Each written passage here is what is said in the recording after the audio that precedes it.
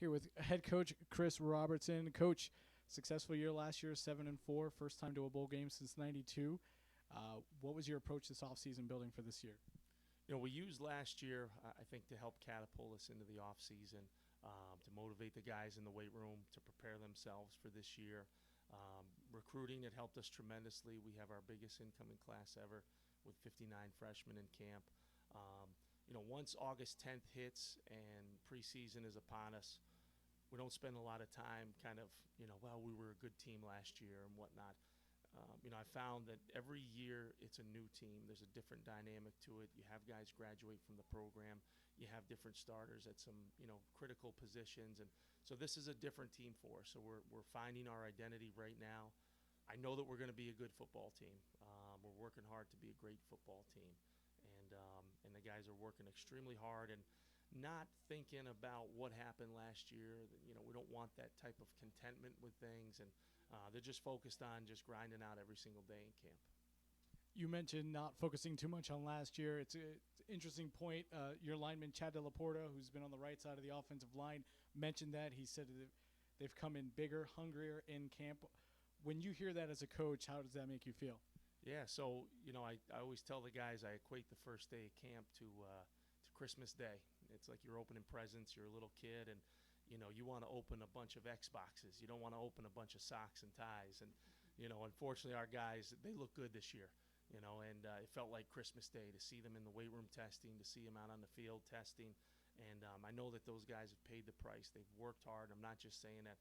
Our guys really, really look good. And, despite the heat, it really hasn't set us back one bit. They've battled through it. They're in great shape. And, we'll be ready to go on September 2nd. You talked about losing some important players. Zach Grasses being one of them, 900-yard rusher. Lost a couple of cogs in your defensive backfield. Kevin Lynch, Sean Murphy.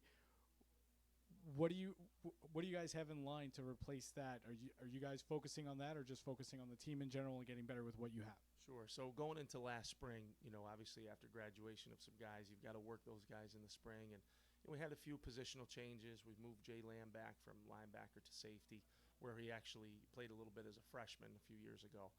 The corner position, we've got a younger group that are very athletic and, maybe haven't logged as many minutes as Sean had, but in terms of technique and things like that, we're going to be fine at the position. Offensive line is pretty much intact. We brought in, I think, 10 freshman offensive linemen this year, and they average across the board about 6'2", 265. So we're going to be bigger. We're going to be stronger up front on the offensive side of the ball. I believe that in terms of pass protection, we're going to be better because they're a year older. I believe in terms of run blocking, we're going to be better. In terms of who we're going to turn around and hand the ball off to, we've got some good options. Zach is gone, but we've got Connor Sakowicz, who saw some time last year. We've got Sean McAllen, a freshman from Connecticut, who tested extremely well. We've got Connor Field, a freshman from Connecticut, one of the all-time leading rushers in Connecticut history.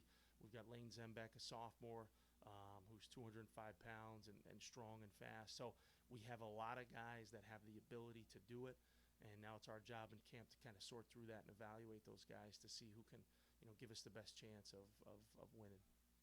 Brandon Ecker and Dan Eckler both mentioned the fact how important it was to have Hitch here now in the third season for him. The continuity of the offense, they said, it gives them so much confidence. Talk about that continuity. You guys were third in the league last year. I know Hitch doesn't really like to look back, but how do you build off of that? How do you anticipate getting better from that? I've been around more than a handful of offensive coordinators. Neil's the best, and so year one with him and with Dan was just kind of building the relationship, starting scratch offensively from every point of view, formationally, terminology, and now they're here together in year three.